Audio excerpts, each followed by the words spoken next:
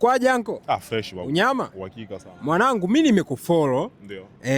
Hivi mwanangu unawaambiaje wale watu ambao wanasema kwamba wewe sio Msukuma?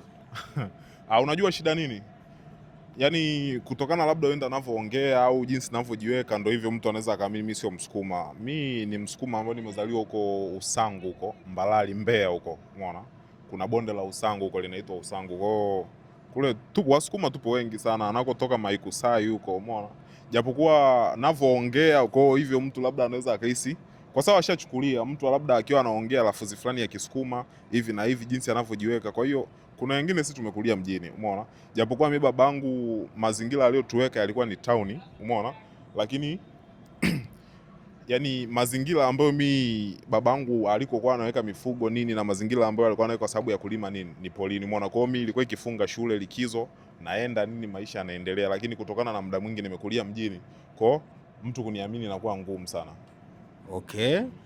Hivi mwanangu Wasukuma na wanawake weupe yani mbona wanangu yani Wasukuma mnapenda sana wanawake weupe, imekuwaje kwaje? Hiyo mimi siwezi kusema kwamba napenda wanawake weupe kwa sababu mimi nampenda mwanamke ambaye ataniheshimu mimi, umeona? Kwa sababu hiyo ilikuwa ni zamani kipindi hata mimi kwenye familia yetu.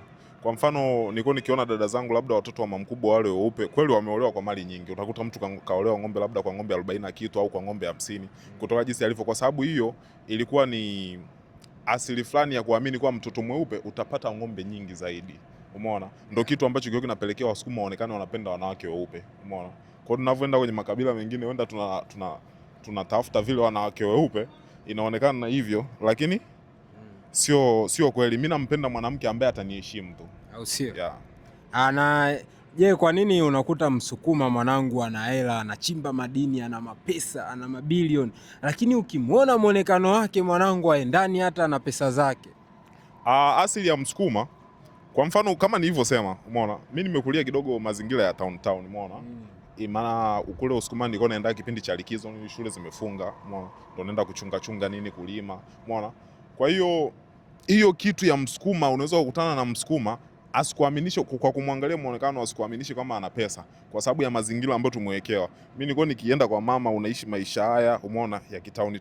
Ulikuwa ukienda kwa mzee unatii amri, unaishi yale mazingira ya kidogo mtoto, hata kama kwa sababu ng'ombe zipo, umeona, mali zipo, lakini utakuta mnalala kwenye ngozi. Kwa mfano mtoto wa kiume wa Kisukuma uwezi kimbilia uende ukalale kwenye kitanda wakati bado hujamiliki mwanamke, hujaozeshwa mwanamke. Kwa hiyo ndio hiyo utakuta mtu analala kwenye ngozi nini, umeona? Kwa hiyo ni tamaduni hiyo kwamba hivi, kwa sababu ndio maana Msukuma anaweza kaa na ng'ombe nyingi, umeona? Alafu sehemu anayoishi ukaona kama ieleweki kwa sababu ya mazingira, umeona? Yaani Msukuma anathamini sana kukuza utajiri kuliko kukuza ule muonekano wa mtu eti akiniona haisi vipi, umeona? Kwa hiyo ndio maana Wasukuma wengi hata ukutana na hapo Wasukuma town wanaforce kufanya hivi na hivi, wana hela lakini sehemu anayokaa ni ya kawaida, yani hatujawahi fagilia sehemu ya kukaa, umeona?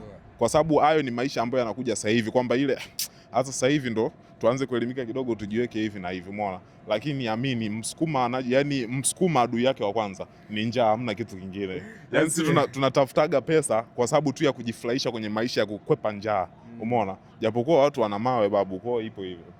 Bwana, hicho ndo kitu usichokijua kuhusu Wasukuma. Wasukuma wewe kati